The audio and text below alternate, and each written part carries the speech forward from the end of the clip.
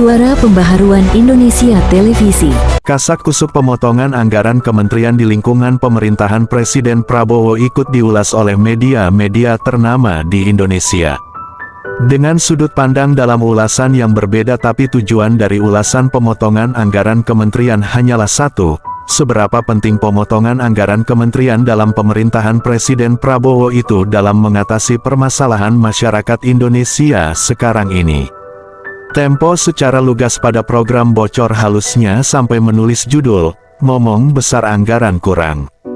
Tetapi ada perspektif lain dari beberapa media mencermati kebijakan pemotongan anggaran ini. Misalkan saja Sindokom mengurai tentang efisiensi anggaran sekaligus upaya tim keuangan Presiden Prabowo mencegah terjadinya pemubajiran atau ekstrimnya kebocoran anggaran kementerian adalah tujuan utama dari kebijakan pemerintahan Presiden Prabowo. Di sisi lain, Kompas lebih lugas mengulas tentang efektivitas kebijakan pemotongan anggaran di Kementerian Pemerintah Prabowo dalam konteks peningkatan pelayanan masyarakat.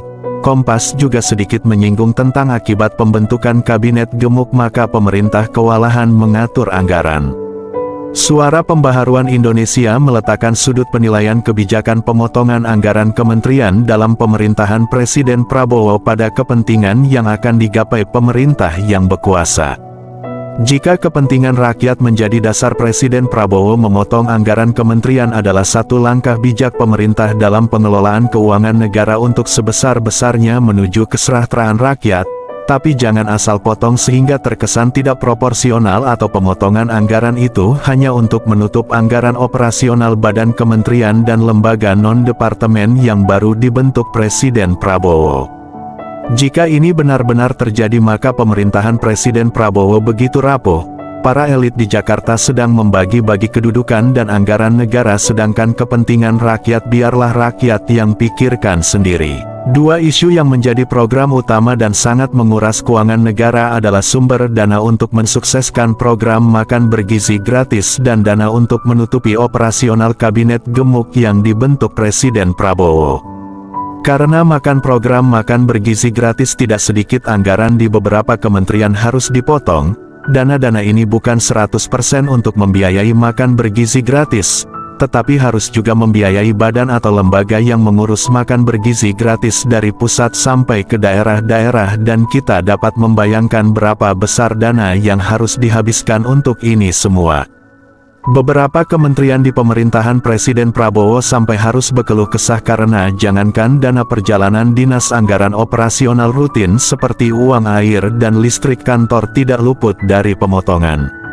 Salah satu kementerian yang secara rutin selalu menggelontorkan berbagai bantuan peralatan untuk masyarakat tahun ini sudah pasti program itu harus dihentikan karena ada pemotongan anggaran kementerian.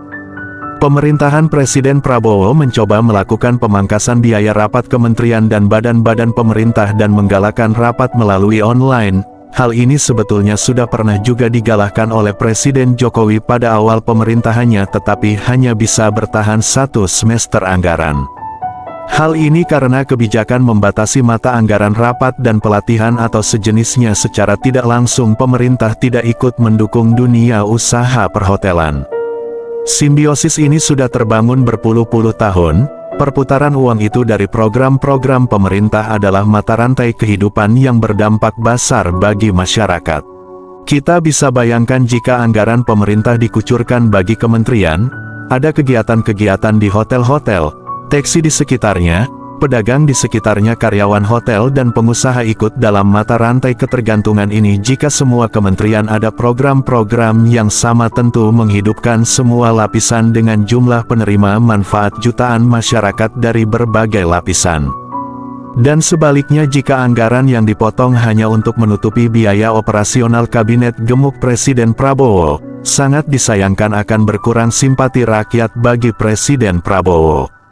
Dasyatnya, menurut informasi yang didapat Suara Pembaharuan Indonesia, anggaran yang dipotong pemerintahan Presiden Prabowo lebih dari pemotongan anggaran pada waktu COVID-19 tahun 2020 dan 2021, tanpa pihak kementerian mengetahui pemotongannya untuk apa dan mengapa.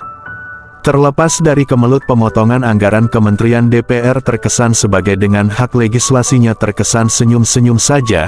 Info yang didapatkan anggaran DPR tetap utuh, tidak ada pemotongan. Hal ini membuat opini publik terbangun dalam masyarakat. Para elit sedang menikmati hasil kerja untuk merebut takhta kekuasaan dan rakyat akan tetap merana sepanjang masa. Sudah tidak ada lagi kejujuran dari mereka yang haus kekuasaan, baik untuk dia sang penguasa, keluarga dan sahabat-sahabatnya. Mereka hanyalah sekelompok orang yang sekarang memiliki peluang untuk merampok sumber-sumber kekayaan negara ini atas nama kepentingan negara. Besok akan tiba saatnya kelompok baru dan begitu seterusnya. Rakyat tetap rakyat, anggaran kementerian dipotong bukan untuk rakyat, tanyalah pada mereka yang sedang berkuasa.